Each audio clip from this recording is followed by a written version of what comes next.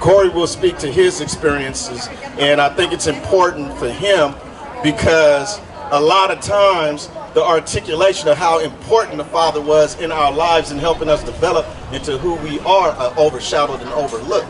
And I'm not saying this to take anything away from anybody. I'm not saying this to challenge anybody or to make somebody feel less than. That's not my intent. My intent is wholly about lifting up. And I will say that it always takes two. We have to go beyond our differences when we fall out or when we're no longer together or one is absent, and the focus really has to be about what's good for that child and not what that person did to me or stay in that space. And so for me as a father, just a little snippet, when me and my ex got divorced, I made a conscious choice that she needed to be okay in order for my kids to be okay. I couldn't get caught up in the battle and all this other kind of stuff. I refused to get sucked into you this and all that kind of stuff. So some people would say I took it on the chin or whatever the case may be. I took it that she needed to heal in her way, and if I was going to be in a place to provide some stability for my children, I had to concentrate on what makes her their mother and assist her in any way I could without expecting anything back. Just because sometimes we get caught in, if so-and-so did this, then I'm going to do this, so I'm going to respond like that. Sometimes it don't work out like that, and we have to take a different pathway. And so for me, I left all of our stuff on one side and just looked at it solely. What do I need to do to ensure that I uplift and hold her up so she can be an effective parent on her side while I can be an effective parent on my side? And so in that vein, I'm proud to say that my sons made it through that process, and they're doing very well and they're healthy, and I'm not taking anything away from her because she did an excellent job on her end, but I am going to uplift that how important it is that we as fathers take that job very seriously, and when we do, positive and healthy things come out and happen. And we can't look all the time for pats on the back and congratulations and all this stuff. It has to just be something that we do, because my congratulations come when I saw my son walk across the stage. My congratulations came when my son got accepted to college. My congratulations come when my youngest son called me up on a regular basis and say, "Hey Dad, I just love you. Could you come through just to give me a hug?" You know, those are the things that matter to me. All that other stuff I'm not worried about. And when we live in that vein, then everything runs correctly and everything moves the way it's supposed to. And I'm not going to shy away from saying we're out of whack right now. We're out of whack because things aren't going the way that they're supposed to go. And the first way to get there, we got to admit that. And it ain't about challenging. It ain't about putting down. It ain't about making somebody feel like they can't and all that. It's just the way that it is. And when we look at our young boys, one day they will be men, and one day they will be parents. So if we don't have these examples and we don't uplift fatherhood on a regular basis, not 1 or 2 times a week or 1 or 2 times a month, then they will be able to see what it is. Because I imagine every mama say, "I don't want you to be like your daddy," and or "I want you to be like your father," but they need to see the overall example consistently and constantly, and that needs to be pointed out and needs to be uplifted. And sometimes I believe we need to have fatherhood training for children so that they can learn how to be a man, one, and then be a father, secondly. And we can't do that if we're not involved. So sometimes we have to take responsibility and say all that other stuff, we got to move it to the side and step into the role that we're supposed to be in. And sometimes we got to also have the assistance on the other side to allow that process to take place and not make it a fight. Because it's not about the he and the her, it's about the children stuck in the middle every single time. So I want to say thank you to all the fathers. I want to say, because it wasn't just my biological fathers that helped me with getting the roots that I needed because I was hard-headed. I was running the streets and doing all this other stuff, even with a father in the house. But it was the men in the community that came around. Now, my father did give me enough to know when enough was enough. And he gave me enough to know when to listen. And so when I got out there and then other men came in my life, it was easy for me to listen and allow them to be the parts of being a father that I wasn't getting at home. So I was able to put all that together. And I will end by saying this. I learned what not to do, some things I learned what not to do from my father, my biological father. And being a father, I learned what to do by having healthy fathers around that impacted my life. And I'm not taking anything away from my father. He did a fantastic job because he only did what he knew how to do. And so when we think about that, sometimes we can always say, well, I'm not going to be like that. But if we don't learn how to be something else, we're going to recreate that whole mistake all over. So again, for those who are standing in that gap, being that father for children that are not there biological, for those that are around in the community to be that example of what it is to be a father, and those that have their hands on their children despite whatever they got to go through, thank you, thank you, thank you. We need more of that so we can move the needle. Thank you. Thank you, Jay. Corey? What's up, everybody? I'm praying this seat don't break. I don't know why they bought these seats to the brothers. Ain't one too many chicken wings or one too many something, but I just came from an incredible parade, the Juneteenth, first annual, and you talking about fathers. A lot of fathers was in their cars today riding with their daughters, sons down the street, so it was an amazing thing.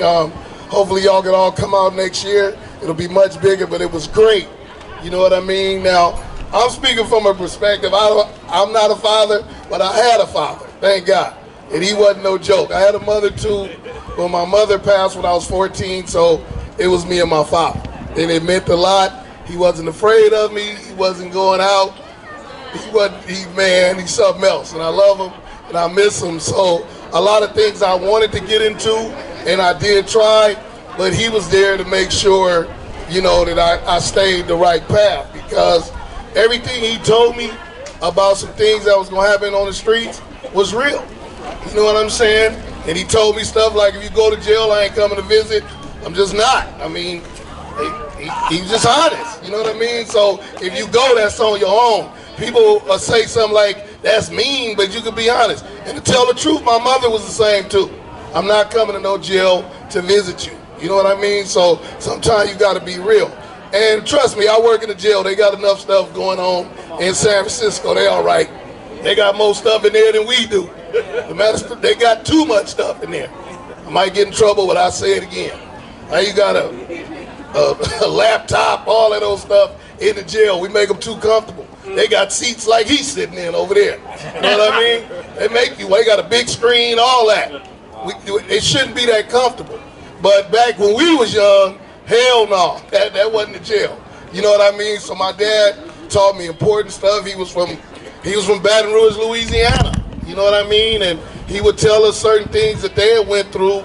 And let me tell you something. My father was born in 1923. I'm the oops child. They had children, and then here I come. He was hella mad. But I got that old school raising, man, and he didn't tell me nothing wrong. He just was trying to guide his son the right way, and so I could stay above ground. Because growing up in Hunters Point back then, in the middle 80s when the drugs came, it was real. You know, I got a lot of friends that died, man. A whole lot of friends that we lost to these streets, so my father was able to guide me the right way. And like Andre say, growing up in Hunters Point, I love this community because when my mother died, all the mothers and fathers, they made sure that I ate every night. You got to understand that. My father made sure I ate, but they wanted to make sure that I had something to eat. That's community. And we have to get back to that. It wasn't like, hey man, that's just her son and his son. When a parent came up to our schools, George Washington Carver, they wasn't just checking on their kid, they was checking on all of us. They asked the teacher, how he doing? And you try to turn your head hella fast. You know who they talking about. You know what I mean? So having a father meant everything. We need more fathers. You know what I mean? Nothing wrong with mothers. We need our mothers just as well. We love our mothers, but we need, it's a two thing, because young people hella slick. Trust me. You know what I mean? And there's been a few times I did slip out and get caught up, and then father right there, but you got to have two parents because you need enough eyes, plus you need the community. I will admit, I didn't grow up in social media, so a lot of stuff we found out when we got outside. They see stuff even in the house, you know what I mean? But we have to be there. One thing my father did was he hugged me, he told me he loved me, man. It was a weird ass hug because he'll rub his knuckles on your head. That shit hurt. But he'll give you a hug, you know what I mean? So there's nothing wrong, fathers, telling your son you love them. You know what I mean? I love you, I need you, and you need to be something. You know what I'm saying? And me and Andre and Jermaine, we all went to college down south. It's a lot of fathers out there. You know, you see them around black colleges and all that in the community working. Another thing, a son needs to see a father working. He needs to see a man working. Yes, he needs to see his mother working and aunties, but it's also good to see some men working. Because the dope game don't last that long. You can't, you know what I'm saying? Plus somebody gonna tell on you. I'm real with the youngsters. I don't let gangster stuff out the window when you get to court. People be hella telling. Don't believe all that. You tell somebody 20 years, they'll bring your name up. You know what I mean? You ain't even been around them. You know what I'm saying? But I'm glad I have my father. He was amazing. I'm glad I got these great friends because they're great fathers, man. And it means something to have a father in your life. Jermaine. Thank you, Court. Sir. One love. Just would like to share, you know, as a father, you know, I wish somebody had wrote a book about this thing, you know what I'm saying, because it might make it a little bit easier, but it don't work like that. It's real life in real time, you know what I'm saying? And I'm just proud to be a father of a 26-year-old young man that's doing good, you know what I'm saying? He's in school, he got his own business started, doing this thing. I'm so proud of him for that, but, you know, just the struggles and the tribulations and just, you know, just being who you are. First of all, you got to recognize who you are. Be true to yourself. You know, excuse me. First of all, you got to recognize who you are and be true to yourself, because you can't do nothing for nobody else if you ain't got yourself together. That's number one and straight up. You know what I'm saying? And I did my best. I tried my best to keep my son out the lifestyle that I lived when I was coming up, and I feel like I did a damn good job. Excuse my language. A good job. But still, me and him still have some issues and stuff, you know what I'm saying? And as a parent and a son, and we disagreed on a lot of things sometimes, and we were blessed through the Most High to be able to work through that, you know what I'm saying? And what I always tell my son is what I tell the young people that I work with: I'm gonna treat you just like you mine. And I tell my son, look, I get down the same way with you is the way that I get down with them. And that's how we gotta work it, you know what I'm saying? Because we all family. It was people that looked out for us, that gave us a chance, and we were able to take availability and the opportunity to make it work and make it happen. You know what I'm saying?